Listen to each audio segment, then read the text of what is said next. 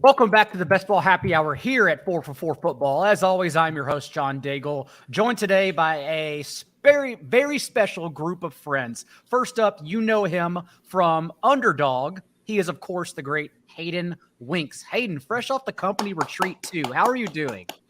Vail was amazing. It was so good. We're a remote company for the most part.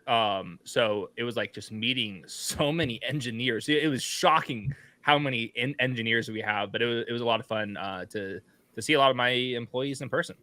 You kept your phone to yourself, but just know I did get some photos sent to me at 5 a.m. from the Vail Hotel bar. So apparently that was the hopping place to be. Yes. You also know him from his best ball playoff content we have at the site, 4 for 4. He is in the top right corner, Chris G. Chris, welcome back to the show. Thanks for having me. What's up, guys?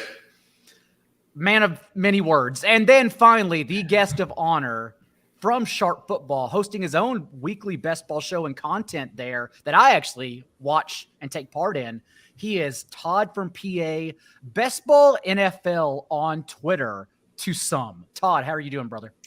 I'm just a boy standing in front of a draft board asking it to love him.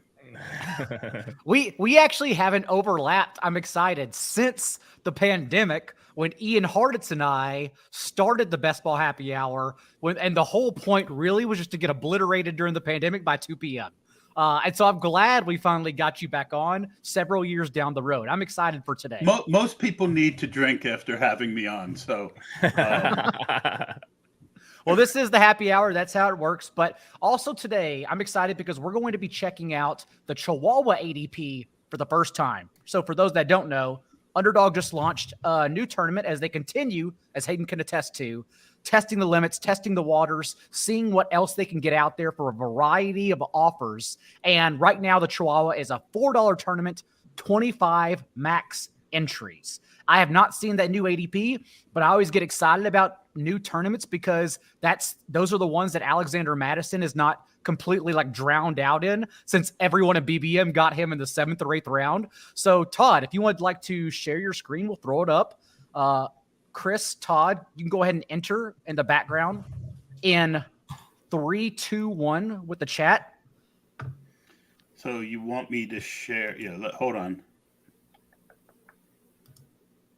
Select and if you window. can't, it's not giving me my normal options. That's what's throwing me off.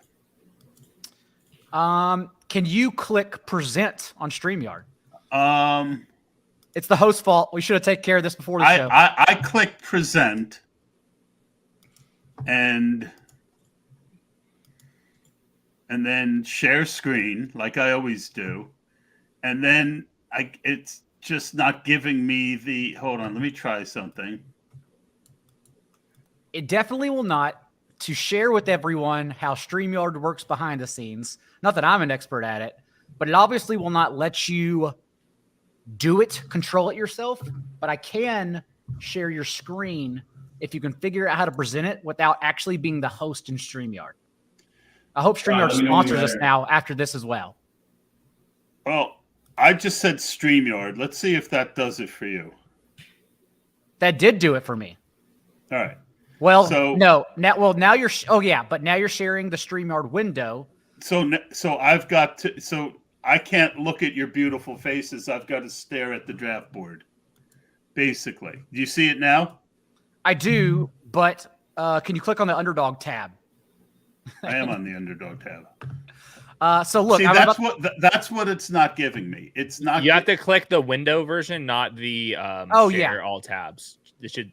If you go back and do it again, there should be. I know it. All right, so I'll read it to you because I've done this a million times, and it normally gives me. I think this is great. I think this is fun. So go ahead. Oh yeah, I mean, and this is part of why people will drink after I'm on, because something will always happen. Todd, if we can't have Evan Silva on, we need someone else similar. So it's okay.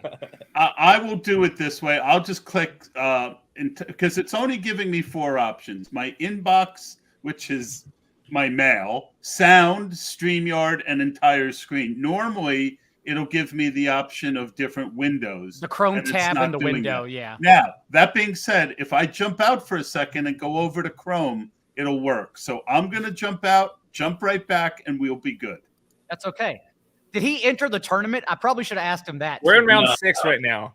He just drafted Jordan Addison. I don't think so because I'm in round 2 right now. I had to leave the other one. I was like multi-entering at the same time. So now I'm just doing one. And I'll just, when he ever jumps in, I'll jump in. All right, well, that's okay. Hayden and I can talk best ball while this goes on.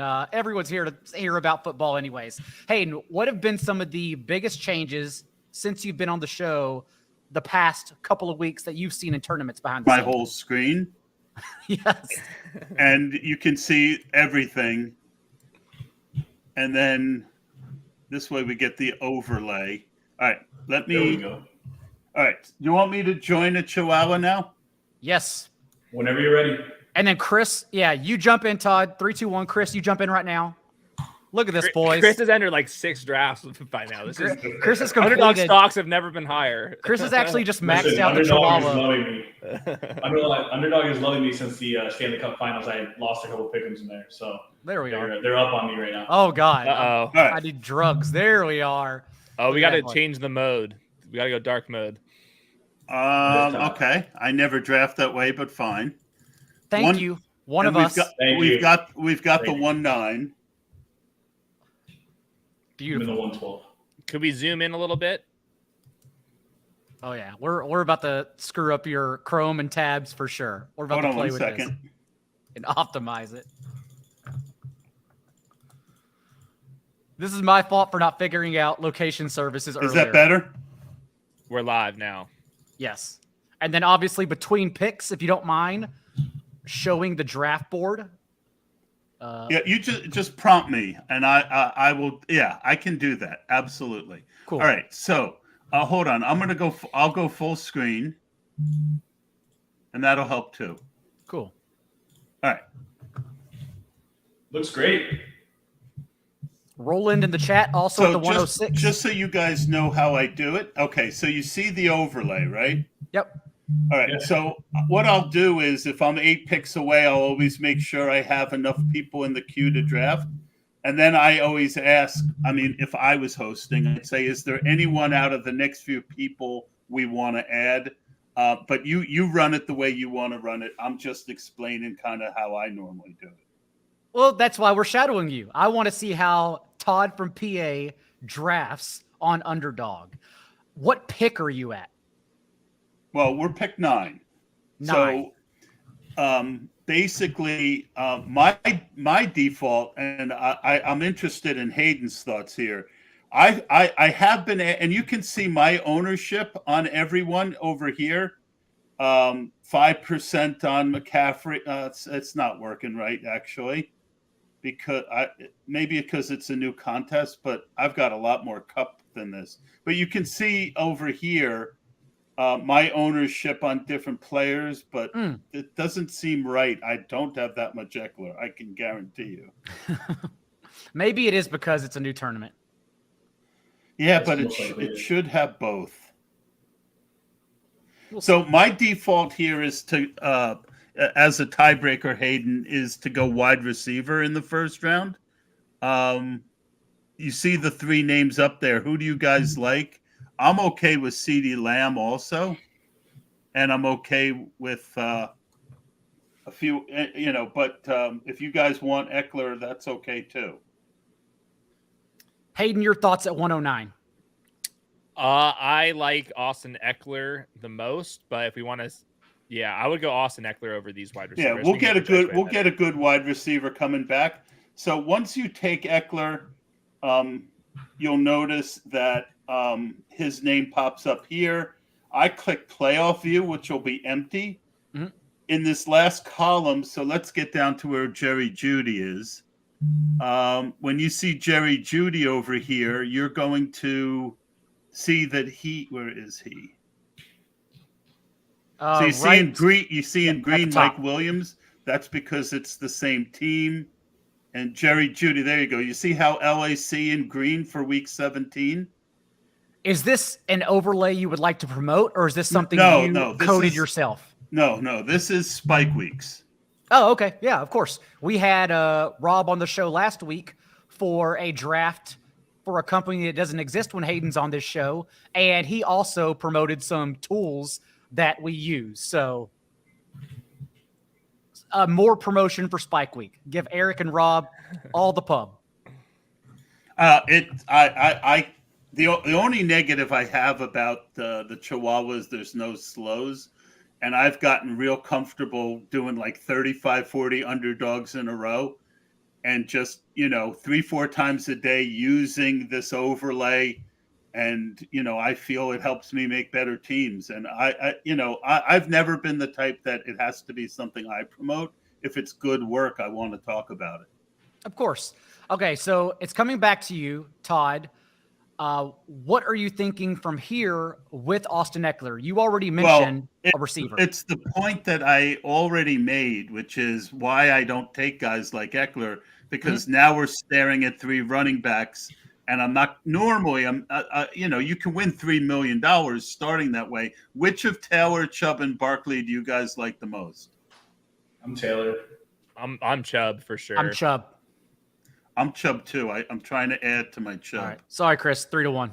Oh, good. All right. I'm at the 12 spot. I'm the one who did the wide receiver avalanche. So now you see but that's exactly the point that I make of why I tend to pass on running backs early, because I feel like the way the wide receiver prices are right now, I just want to make sure I'm not falling into a situation where the best value every time I pick is at running back. That's why I also have avoided Christian McCaffrey to date, not purposely, but because that's where Josh Jacobs, Derrick Henry, Breece Hall, Tony Pollard, for the most part, and Ramondre Stevenson always come back to in the second and third round. So as much as I love Christian McCaffrey as the RB1, he just doesn't make sense for builds in mid-June. Yeah, I am the same. I don't have much Bijan. I tend to pass on Eckler unless he falls into a situation where, like a couple picks later, where I know I'll be guaranteed. Like, I didn't count off. Normally I would have counted, but with 3 or 4 of us in 30 seconds, I didn't get that shot. I would have wanted to make sure that I could have gotten a wide receiver I like, because Olave and Devonta Smith are clearly, for me, a lower tier than those 3 running backs. We take an intermission from this broadcast really quick for a Dynasty question, and I will just answer this because I did trade a couple weeks ago in a league my Christian Watson. I know that's not what you're asking, but I traded my Christian Watson for a 2024 101, targeting either Marvin Harrison Jr. or Caleb Williams. And so what I'm saying for you, Scooby, is if that's all the offer is, it only takes Michael Pittman as Anthony Richardson develops in like his entire 4-year window, plus a late 2024 second. I make that deal for Christian Watson personally. Hayden, do you agree with that or disagree? I think Pittman and Watson are pretty similar.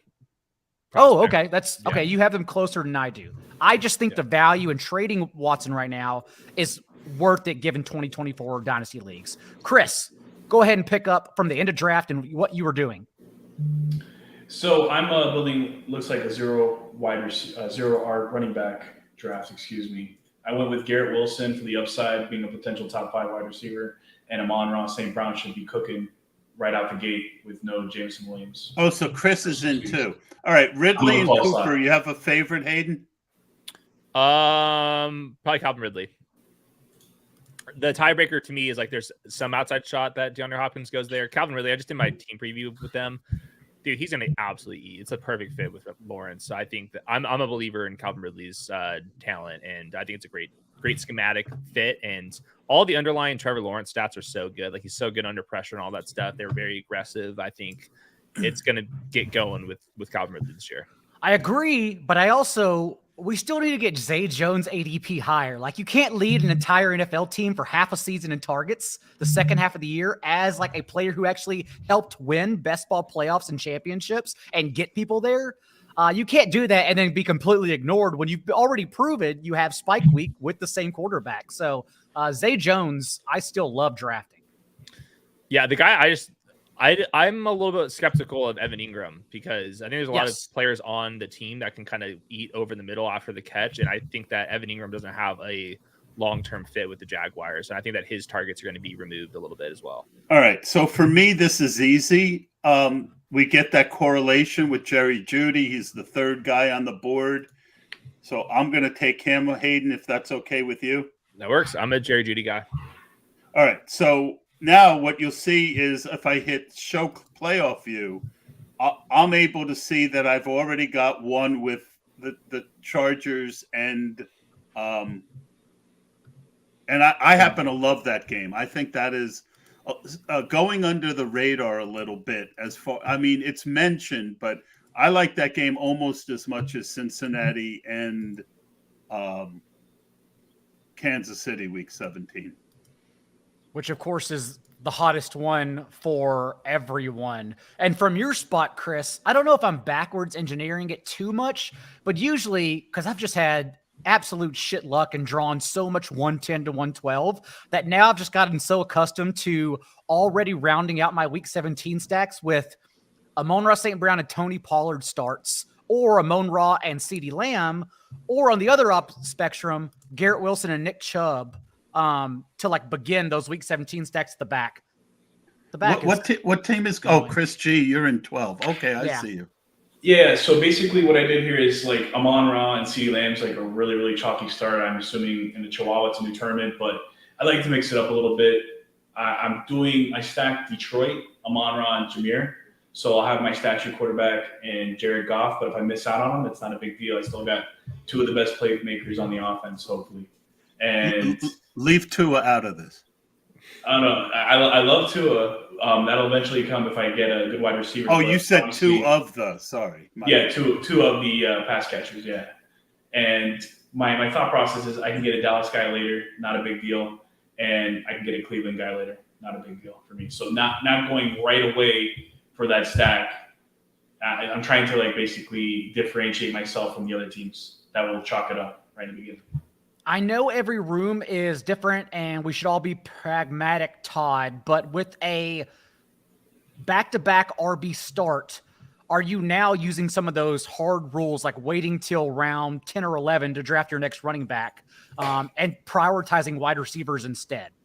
Well, it's going to be a blend. It's always a blend in my head once I'm on the clock. I'll explain it.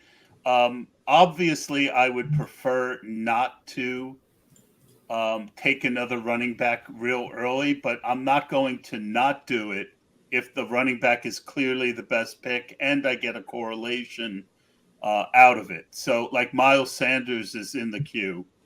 Did he go already? Yeah. Miles Sanders has the correlation with Calvin Ridley. Now you can get other correlations later with Carolina. So that's not a must-have for me.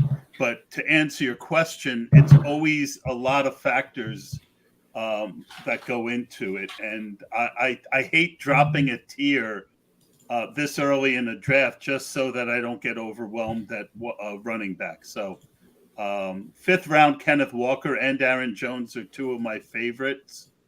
Any thoughts here, Hayden, on who you like?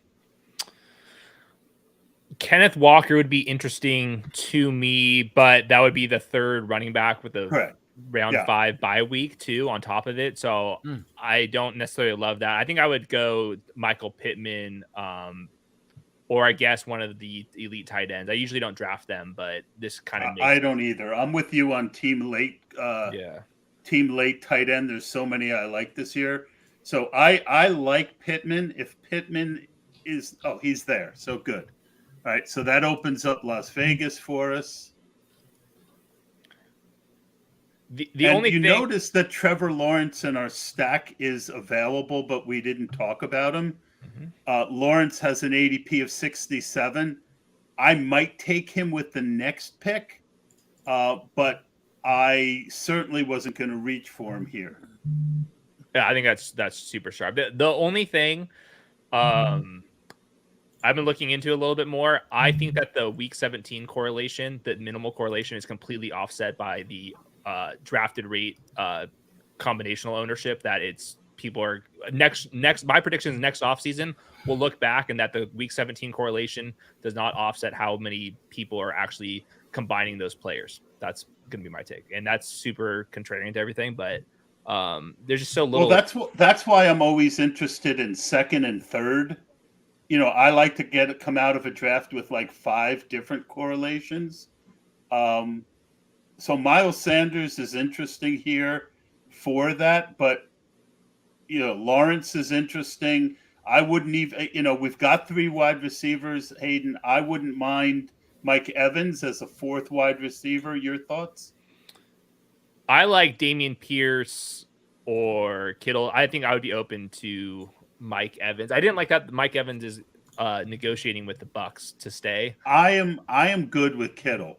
I love Dameon Pierce, but again, as a tiebreaker, I don't want that 3rd running back yet. I don't have a lot of Kittle. It opens up Dotson a couple rounds later. I like the Kittle call. I'm open. I like Kittle at that ADP too. Although we got a 5-pick discount. Sorry, I don't necessarily. I don't necessarily try to go elite tight end, but Kittle's the one that always just kind of falls in the right spot around 60 ADP. Yeah, I agree. And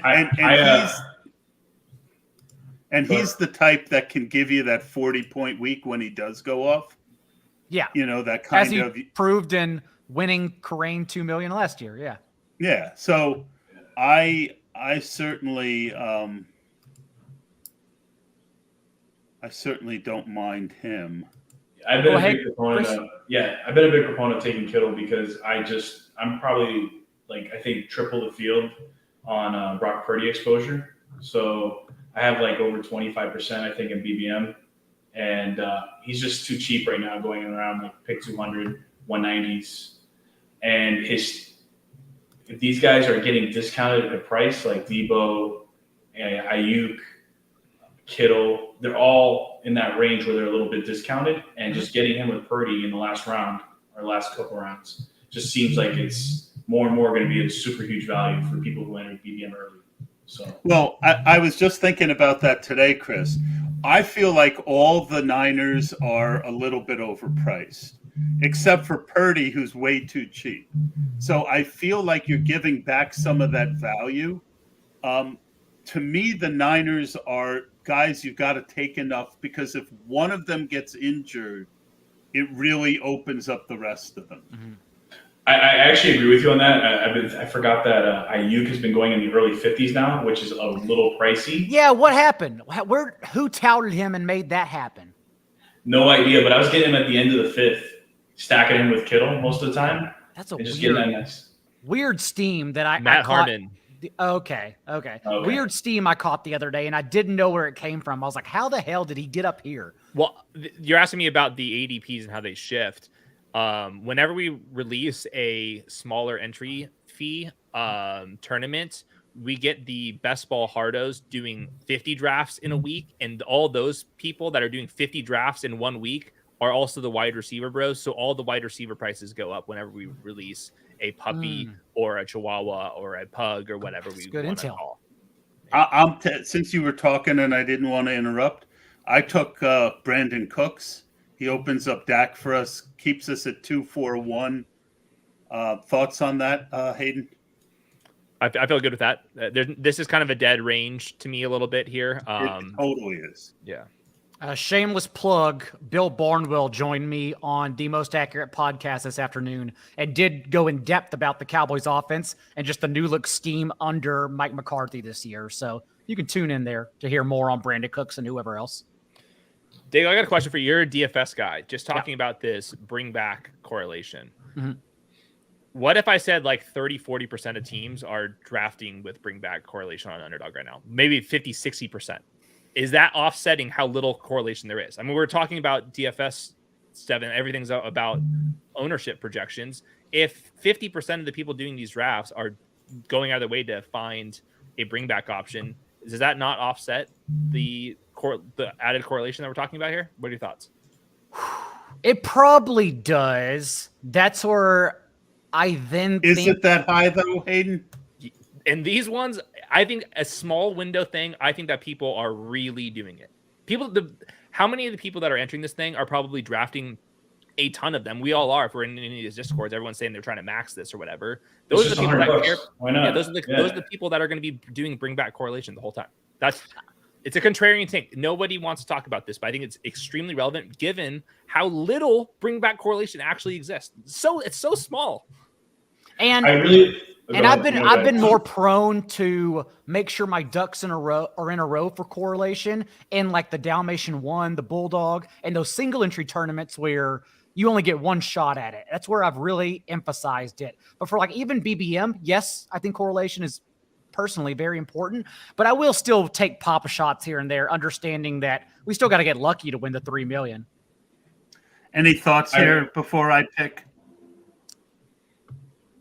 I would do James Conner personally, but yeah, I'll do it James, but a Jameson. Jameson, all right. Now I've added that Detroit Dallas correlation. He's my 5th wide receiver, so I don't have to count on him. That was. And I kind of wanted Dak, and I know I'm risking it by him, not taking him there, but it was too early to reach for the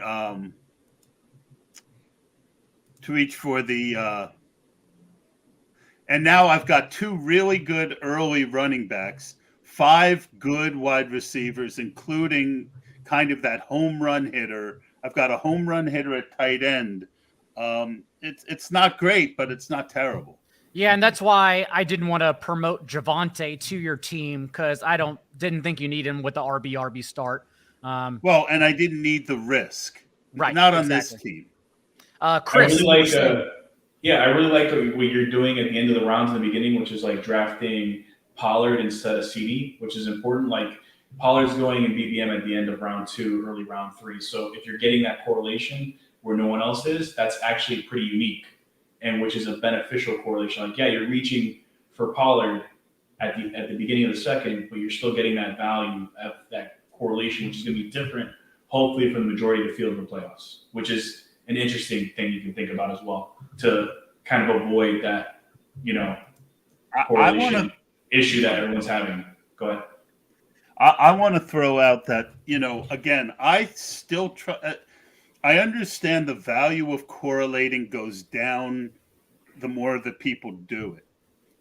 I still think that I'm going to be able to do it better than the average guy. And it's just one of my many tiebreakers. But just because it's getting popular doesn't mean that I'm going to want to move off it. But 50-60% seems awful high.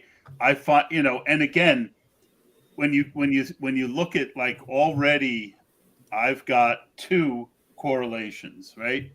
And I don't even have a quarterback yet. So, you can, and I feel like I've smartly done it. I feel like you can build 5 or 6 correlations smartly. And it's, kind of like DFS, you can have the same ownership, but if you do it smartly, like a guy who's 25% owned, if you add another piece to that, now you're in the 5% range. Yeah, I just think that we're really overestimating how much week 17 bring back correlation there is. Team correlation, I don't care about. There's so much correlation in every single week and throughout the season that it definitely matters no matter what I'm gonna do it. The week, like I think the bring back correlation is like under 10%. Like it doesn't take a whole lot to offset this stuff, and everyone is really getting into it, especially in like these type of formats. So that's my whole thing. I'm really trying to think through. But it's hard. Like I think what Chris said about getting unique by reaching players in the second round, that's where I want to find my edge. And like that type of stuff is unique builds. And I don't think that week 17 stacking is unique at all anymore. It's gone mainstream, at least in these drafts where a certain community is absorbing a higher percentage of the actual entries into it. So maybe then, yes, I need to change my approach, at least in some drafts, because I have gone the next step. And like when I start Travis Kelce, I then go T. Higgins. because I'm trying to get Burrow stacks with Kelsey and not immediately gravitate towards the lowest hanging fruit Mahomes. But maybe I do need to go the third step, instead go Kelsey with like Devontae and Jalen Hurts, or take it even. That's what I do. Yeah, take it even further. Yeah. I did a build the other day where I went Jamar Chase, lucky enough to have the 2 spot, and then I did a Raven stack because almost every single Jamar Chase drafter is going to wait till the 4th round in hopes that they can get Joe Burrow. If you just draft your quarterback before then and skip out on Joe Burrow, you have an extremely unique team. And I think that type of stuff matters more than the week 17 correlation. And, or I wonder, and does your skill set, like your ability to actually map all this stuff out, is a better skill, a harder skill to have, and nobody's doing that. So if you think you're can you say that again? What are you doing by reaching early? Well, no. Well, there's a little bit of that, but my example was Jamar Chase. You draft him 2nd overall. Most Jamar Chase drafters are trying to wait till at least the 4th or 5th round to get their quarterback because they're at least trying to stack with Joe Burrow. In round 3, if you draft Lamar Jackson, very few of these Jamar Chase teams are going to be drafting their quarterback because almost all of them are trying to wait to get that correlation. Well, you can just have Jamar Chase as a one-off, draft Lamar Jackson, build a stack with the Ravens, and all of a sudden you have a unique Jamar Chase plus Raven stack because most of the Jamar Chase drafters are busy trying to draft Tony Pollard plus Breece Hall and then go to Joe Burrow. That start's going to be repeated a million times. Very few of them are going to go Mark Andrews, Lamar Jackson at 2-3. Yeah, and even if you don't get Lamar, like I've been taking, I'm going to take Daniel Jones here because he's so easy to stack late. You get the running upside. I think the value is at quarterback right there. I have been using your stat, Hayden, I think like the last 48 hours in a couple shows, and crediting you about Jalen Hyatt running only 3 routes from 2 wide sets last year as the Bolitnikoff Award winner. What an amazing stat. He's so interesting, man. Especially after he got pushed to 3rd string offense in OTAs. It's like, yeah, that makes sense. He can't understand an NFL offense. I think he's gonna shine at some point. It's just not going to be early on. It's not going to be a redraft. You're not going to pick it right. His ADP has dropped about 2 rounds in the last 3 weeks. It'll go lower. Because Slayton, Hodges, and Campbell have come up. That's why. Yeah, well, Hodgins is the one guy that I'm willing to take apart from the Daniel Jones stack. I think he's a good pick. But I like Hyatt because, that late in a draft, you have to count on your early part of your draft getting you to advance. Hyatt's the type of guy who could really come on at the end. I don't mind him. I've also been getting my late round edges right now, or at least what I consider them late round edges, in the players that were recovering during OTAs. And so like other backups have been touted instead. Not to say I'm right, but Hayden, we've talked about it. Ty Chandler is the number 2 running back potentially because Dwayne McBride is recovering and will be ready for training camp. Yep. That includes for the Jets, instead of Michael Carter or someone, Zonovan Knight is recovering and will be ready for training camp. He seems like he's lost in the shuffle immensely since the Jets have dabbled in every single running back from Jahmyr Gibbs to Dalvin Cook just to try to get some insurance from Breece Hall. So Zonovan Knight's another one. Ty Montgomery's probably my worst one because he's also a receiver on Underdog. And a couple other options. Sterling Shepard as well, since Paris Campbell's in 3 wide sets because Sterling Shepard, who, yes, is often injured, but Shepard has been out for OTAs as well. Yeah, it's my favorite thing is P reporters reporting that the healthy player is actually the one getting reps, not the unhealthy player. It's like, okay, that means nothing. Well, I mean, they're just trying to, justify their existence at some point. Gosh, which we need them. We need them. We need these guys. So I keep clicking. I'm doing my part. I support the work, but man, it's gotten harder. Like there is a lot of noise, and I'm okay with noise. I can sift it out, but man, there's a lot of noise right now. So like, I understand if people are getting confused. Noise is our friend. Yeah, there's a lot of it. Noise is our friend because it moves ADP when it shouldn't. It gives advantages if you can't sort it out.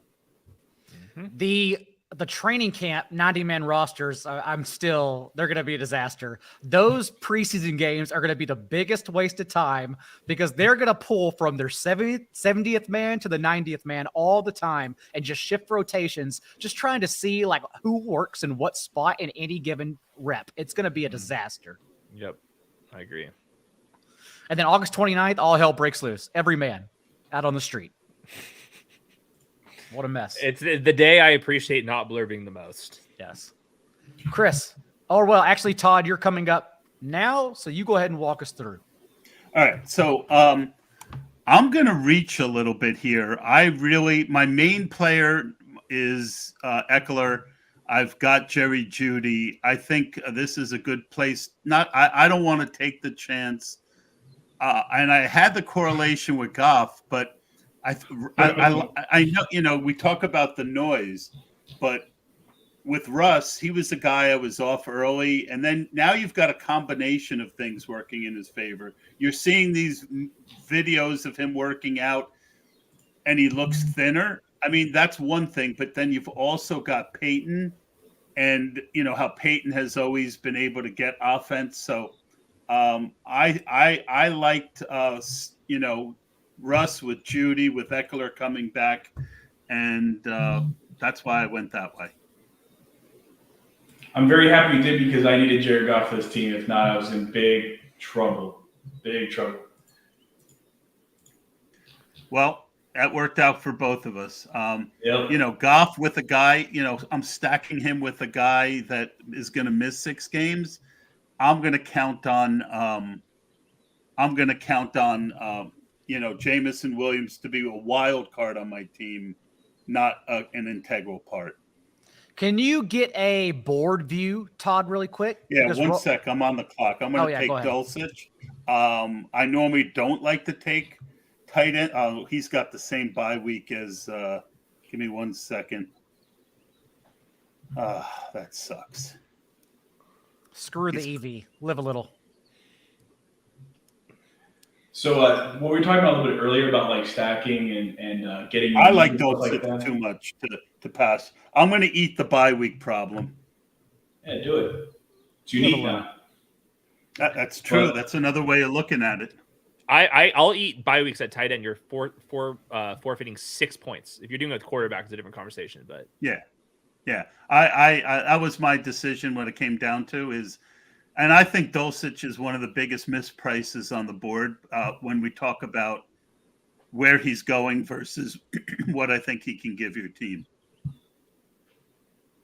Go ahead, Chris, about the uniqueness in stacking. Oh, yeah. So I think a way to beat what Hayden's talking about is also like getting these week 17 bringbacks at a discount past ADP. Then it's like you're lining up everything. You're getting unique by the falling player, and then it also just turns out to be a week 17 player. So I'm not necessarily like forcing the week 17 correlation like with bringbacks, but I am keeping an eye on it, and like most people say, hey, I'm using that as a tiebreaker to pick my guy. So makes sense. Right, okay. There's the draft board. You want me to go up or down? No, draft board, and then Roland said 102 is trolling, so I want to see what 102 is doing. I think you got elite quarterbacks up top. Yeah, 3 elite quarterbacks. Three elite quarterbacks. Okay. Yeah, probably a little bit of trolling. He's stacking though, and then 2 tight ends. He is tight ends, 3 quarterbacks. Yeah, I bet he's going to draft 6 straight running backs here at the end. That's my prediction. And this guy's just trying something new. That's another benefit of these little tournaments. And all right, big advice here. The single entry stuff, if we do that single entry stuff again, people lose their fucking minds. And they just try out of no reason at all, reach on everybody. I don't know why. Nothing's changed. They just reach on everybody. If you just sit back and have a normal draft in these single entry contests, you have so much EV, in my opinion, because for whatever reason, people think single entry just means nothing matters when we're playing by the same rules. So just have a normal draft. Easy enough. I can. Same thing happens with this. People, it's $4. Screw it. We're doing anything goes now. Also, why you need to get in early for these single entries. Like I look up sometimes and they're just gone. It's like 6 days later, all of a sudden, there's no chance to jump in because people love. This thing's almost 40% already. I can't believe it. I've been at work all day and I'm just like, wow, it's already 40%. It's flying. Wow. It's Underdog's world. We're just living in it. Absolutely. Wow. I mean, how else do you afford the espresso martinis at the Vail Hotel bar? Yeah. We put a dent, and there's no more espresso in all of Colorado. I heard I heard the bartenders weren't happy either. No, why are we drinking espresso martinis? That was my question. All right, Todd, you're on the clock. Or no, you're about to be on the clock. What do you think? I just went. I took Roshan Johnson. Okay. I think, with the two stud running backs up front, I'm willing to project more with the back half of my money running back room. It's either the veteran or the boomer in me. Not sure which one, but I do pay attention to who's going to be active on special teams this time of year as well. And Roshan is guaranteed to be active every single week since he was like literally captain of special teams at Texas. He's going to be there every single game. Dale, do you see that? It was one of the coach. I forget if it was the head coach or offense coordinator, but somebody on the Bears said the guy that's going to play the most snaps is going to be the best pass protector of the group. And it's Roshan. It's not even close. That'd be Roshan. So yeah, it's not even close. Yeah, we'll see. Deontay is a little bit of a closer. Now, how good will a team be that just had the number 1 overall pick before they traded it? Who knows? But Deontay the closer, Khalil Herbert, kind of a all-around guy. But yeah, Roshan is absolutely the best pass protector. He gets dirty. Yeah. The problem the Bears just don't use their running backs at all. That's it's just I think Roshan could be somebody that's a slight win, but I would be surprised if any of the running backs in the Bears are like massive wins. I was finally coming around as well, Hayden, on your idea of drafting Chase Claypool in the final round. But man, like those reports to close Chicago camp with him basically just being like the coaching staff saying he didn't do anything to get better. Like he just showed up. It's like, okay, was the coaching I staff had doing that? so much Claypool that late, figuring he was a talented guy. He was dirt cheap. I was sitting around 18-20%. Now I'm taking some Tyler Scott to actually offset it because I think that Tyler Scott's a really talented guy. I was on him in early best ball, and if Claypool fails, it opens the door for Scott, so it kind of balances me. Wasn't it, Hayden? Wasn't it the coaching staff that said he gained weight, or was that noise that we referred to earlier? I haven't heard anything from the coaching staff. The viral clip was the ESPN Chicago guy saying it. So and here's I haven't done this myself yet. It's on my to-do list. There are so many radio guys that just pull out some bullshit. Like, I want to actually listen to what this guy said. Because if we're going to base this off of a radio guy, I want to know who it is too, because there are two refutable Bears sources that I know, like even Silva keeps direct contact with because he trusts them so much. Brad Biggs is one of those guys. Yes. I'm gonna find this because I want to listen to it because this could be one of those where it's like, oh, we listened to some guy that has no idea what he's talking about. And yet, Todd, the only thing is I don't know how much volume there is to go around to get Tyler Scott involved. We're still looking at very, very low passing volume there. That is an assumption that I am not necessarily buying into. Okay. I think that, Fields really showed flashes. I think ideally they don't want him running as much as he did last year when he was just blowing up the league. And, you add serious weapons and, you're right. I'll start by saying I think that's a very fair critique. But I also think that Chicago, now that Justin Fields is falling into the 5th round, I am super interested in him. I always was drafting him, but now I really, like him again. It was the first He's probably my most exposed quarterback that's elite right now because I miss out on like Jalen or something like that, and then I end up getting him and stacking with DJ Moore, and it's just an easy pivot because what quarterback in Week 17 for all the money can outscore Jalen Hurts? What type of guys? Justin Fields is one of those guys. At least we know they can't pass less since that was the first offense to average fewer than 23 attempts per game since the 1979 Chiefs. They have that in their favor. I got my most owned player again. Tajay Spears. The one with one knee? No, the one who with one knee tore everyone a new anus last year. I've come around a little bit at the end just because I mean, look, this isn't Dynasty. Right. And we're talking about, last year, King Henry being at the, how long can he keep this up? And Spears is the best second running back that they had. Think about him going in the third round when teams knew about his knee. And when I'm pretty good at running back tape. I just friggin' love this dude. I mean, this dude is a big play in a can.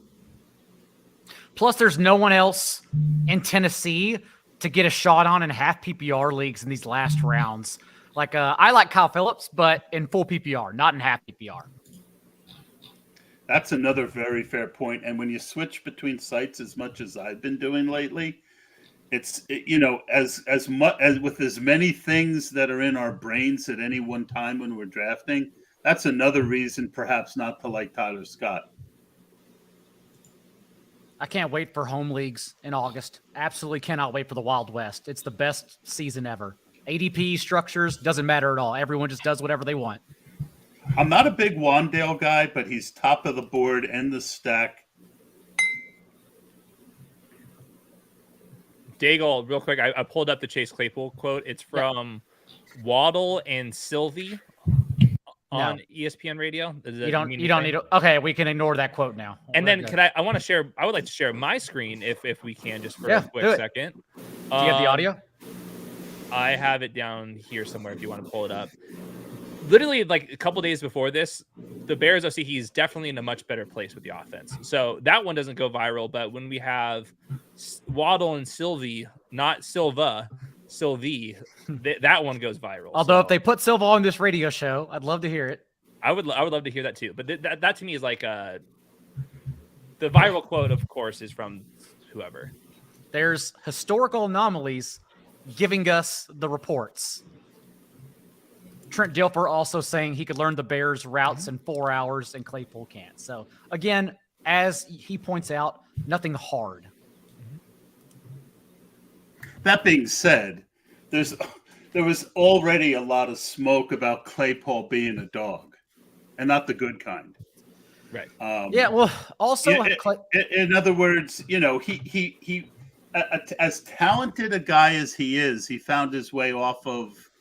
He wasn't, after year one, he's been a disappointment.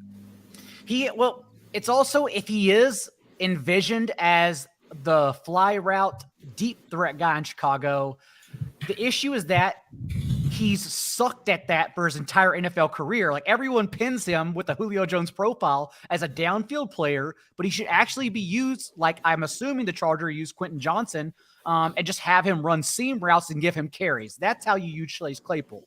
Yeah. And let's face it, Mooney is the downfield guy.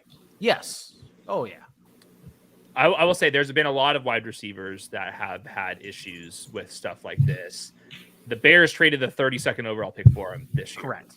They have to give him a chance. So we'll see what happens. And he's cheap enough. I love taking risks. If I'm going to take a risk, I love taking risks on really talented guys, right?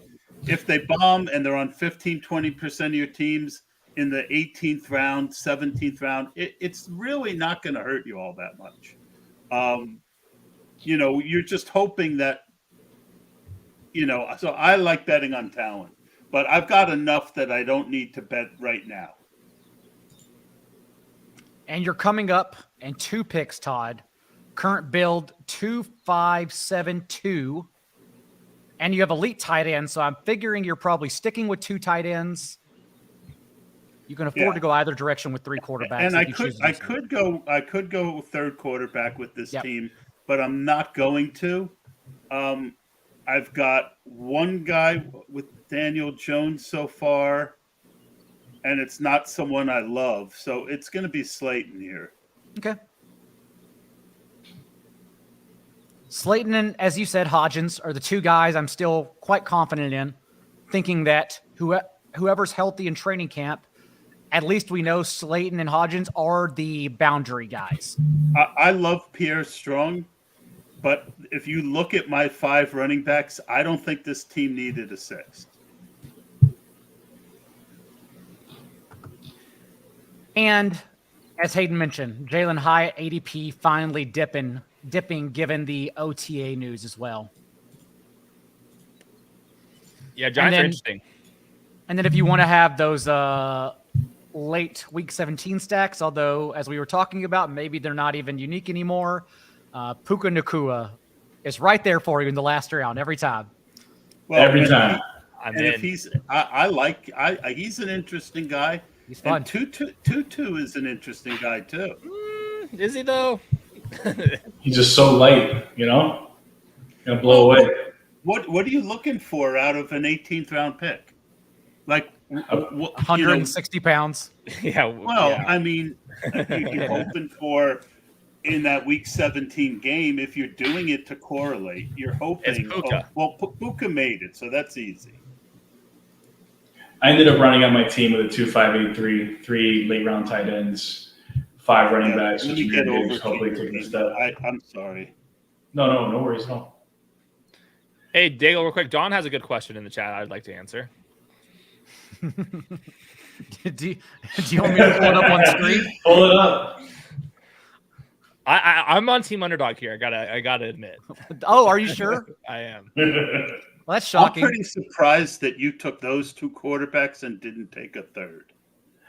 Yeah, you know what? It's the Chihuahua. It's $4. I think if Kenny Pickett takes the leap, it's going to be fine. I got 2 guys, Warren and Deontay, to correlate with him. And Jared Goff, man, he could throw for like 250 yards and 3 touchdowns. I mean, I have him triple stacked with Gibbs. Just not in the cold. And Reynolds. Yeah, I mean, they're going to be in the dome, right? Just not in the cold. Yeah, exactly. I'm already on top. I'm already on top of it. I'm already figuring out. I'm already figuring out which stacks are going to fail because they're outdoors in the winter in December. Already have it in my head. New England Buffalo, right? Seems like the biggest letdown. The only week 17 correlation that matters is dome games. Not even. I actually think West pick a coast and pick some domes. That's the only week 17 correlation that matters. That's I wish I was joking, but when we have a blizzard on the entire East Coast, you guys are gonna thank me that, and that's actual correlation that you can go to. But come on, El Nino, it's gonna be fine, dude. It's gonna be warm. It's gonna be great. It'd be so slippery that no quarterback can hold on to the ball, and all my West Coast stacks are going to be loving it. When Lamar Jackson has hand warmers on and the Dolphins are facing him and it's 20 degrees in Baltimore outdoors. Yep, and the key part is nobody's stacking those games together. Meanwhile, everyone's stacking all of the week 17 stuff except for the weather. The weather's what matters. The Charger game is in Denver, right? I have no idea. Week 17. Gosh, it's Denver. I thought it was okay.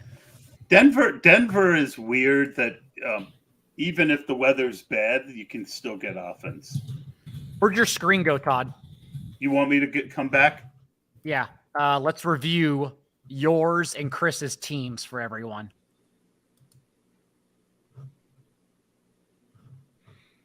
Just to close out the show. If you want to still get it up. You see it? Yep. All right. So, boom. All right. We will lead off with you, the guest of honor, Todd, from the 109, and your thoughts on your draft. It's okay. It's not my favorite draft. I appreciate the honesty because I'll be on streams too and be like, "This sucks." Like I was talking, I was doing other things. Again, I think I've got 5 really interesting running backs. My wide receivers are okay. I'm not crazy about the wide receivers, but when and the quarterbacks. So I think it's an okay team. It's certainly not my best effort. And what about some big picture items you wish you had done differently? For instance, not taking Austin Eckler, I know, at 109 because of the running backs available in the 2nd and 3rd round. Yeah, I mean, again, I didn't understand that I was doing my own draft, and I thought we were sharing. So, but I would have pushed Lamb there. I like Eckler. I think I like this team. Don't get me wrong; it fits in with my portfolio nicely. So I don't have any regrets. Um, it was a draft where I really didn't get presented with much value. Um, but I think it's a dangerous team in the sense that the two quarterbacks I do have, I didn't put a lot into them, but they both have spike week potentials. So, I think it's a good team, but it's not certainly not a great team. And Chris from the 112. Yeah, I started my quarterbacks with Jared Goff and Kenny Pickett, really hoping Pickett takes the lead to carry this team later on in the season. Jared Goff, I think, is going to get me through the beginning of the year. I have really good team stacks with Detroit and the Chargers, along with my late tight ends, which are Everett, Knox, and McBride. McBride's a possession play. Knox and Everett are just on really good offenses, I'm hoping. And then if you look at my wide receivers, it's Wilson and DPJ for that bring back correlation, Amon Ra, and Josh Reynolds to get unique on the field when everyone's taking Marvin Jones. And then we got Quentin Johnson, Keenan Allen, and then Seattle and Deontay for that Pittsburgh-Seattle bring back. So I actually like that I took Deontay and Lockett at the end of those rounds because I felt like the drop-off from wide receiver was like just Mike Evans, and then it just dropped significantly. So I just attacked that, and I sacrificed quarterback by doing that. So Makes a bunch of sense. Any other big picture takeaways you want to emphasize, Hayden, before we get out of here, given the smaller tournaments that have been thrown onto the site and just changes the past couple of weeks? Yeah, I would just spend some time thinking about who's entering these tournaments, how much of the pie they hold, and how they're building teams. And then remember, this is a peer-to-peer game. Your contrarian thoughts are what actually separates you. So I think especially in these ones, leaning into heavy running back builds, meeting the bare minimum threshold for having good wide receivers, and then going from there. And then also just kind of thinking about how week 17 is. Like, I think that treating these one-off tournaments that are low entry, we should be treating them differently than the big stuff, because the same people are spamming these puppies, spamming these Chihuahuas, and they draft the same exact team over and over again. Think a little bit differently, and especially if you're drafting the running backs, you're getting them all at values too. So it's contrarian, and potentially it's just the right move based off of the math. Todd, before we get out of here, where can people find all of your work and your weekly streams? I do it. I'm at bestball NFL, Sharp Bestball Show. I just had Mike Leone on this week. Hayden's been a guest. I've got Dwayne McFarland coming up next week. Scott Barrett's coming up. So really trying to give people a very good group of diverse top of the industry thought, with me interrupting them and giving my thoughts, probably more than I should. I also am writing a weekly article for them. The last 2 or 3 weeks, what I've been doing is comparing site to site.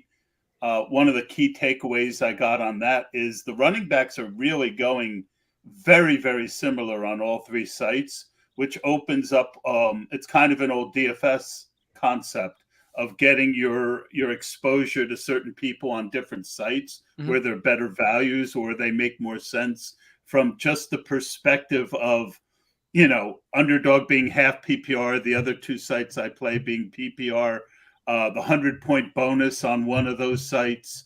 So, I've been going position by position, but running back was really the eye opener. I've been like, we mentioned Damian Pierce. He's been a big guy that I like in half PPR this year. I have almost no interest in him on DraftKings, where he goes exactly at the same spot. He's the exact same running back off the board. With about the same ADP, even though he doesn't have pass catching chops. That's where maybe taking a Miles Sanders on that site will give you a more balanced portfolio and kind of those little edges that Hayden was alluding to. Corey Davis also goes undrafted in some leagues, whether it be 18 round or hypothetical 20 round drafts in some places as well. So that's always a weird one, considering he should be drafted in at least the last round of every single format, given that he's starting in 3 wide sets over Mecole Hardman, and it's not even close. Chris, what about you? What else do you have coming out? You're on mute. Hey, I'm just hanging out, having a good time with you guys on bestball after hours. Hopefully do some articles coming up, participate with 4 for 4. Really enjoy coming on these every week and listening to what everyone has to say. And yeah, it's been a great time. And now, Ben, you can go ahead and rewind and watch the rest of the show. We will be back next week. So until then, remember, be a little bit kinder than what's required. We'll see you then.